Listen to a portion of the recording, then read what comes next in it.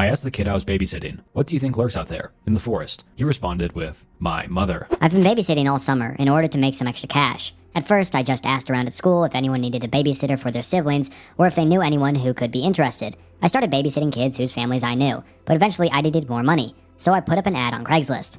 It wasn't long until I got a response. The family lived in the suburbs, but what bothered me was how close to the woods their house was, and the fact that they didn't have any neighbors. I got a bit freaked out at first, considering the fact that they were strangers with a cabin in the woods, but I decided to push through the fear for the money.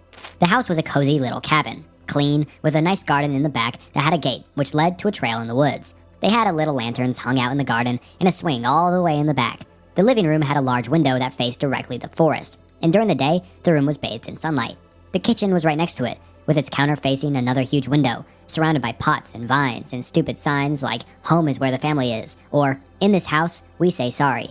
Upstairs, they only had the 2 bedrooms. The attic was a tiny space whose window faced the woods too. The kid was pretty quiet. Honestly, I neither liked or disliked him. I tried to form some sort of opinion, but he just didn't stand out in any way. He wasn't mean or stubborn, but he wasn't a sweetheart either. He must have been around 5 or 6 years old, so I would just put him to bed quickly and then snoop around the house.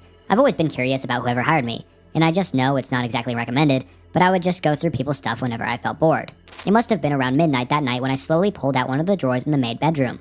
This one had all types of trinkets, coins, notebooks, pins, and buttons. This family liked to collect useless stuff and let it hang around the house, and I liked to explore it. As I was studying this little ceramic statue of a horse, I moved around, noticing the moonlight hit its porcelain from different angles. I debated whether to just take it or not. Would they even notice? My chest tightened and my mouth opened. The horse was no longer bathed in moonlight, because this huge shadow had covered it and was dancing on its porcelain. Looking around a bit, I noticed the shadow took up half the room. I could not make out the silhouette or what could have made it. It just seemed so unexpected that fear crept up to me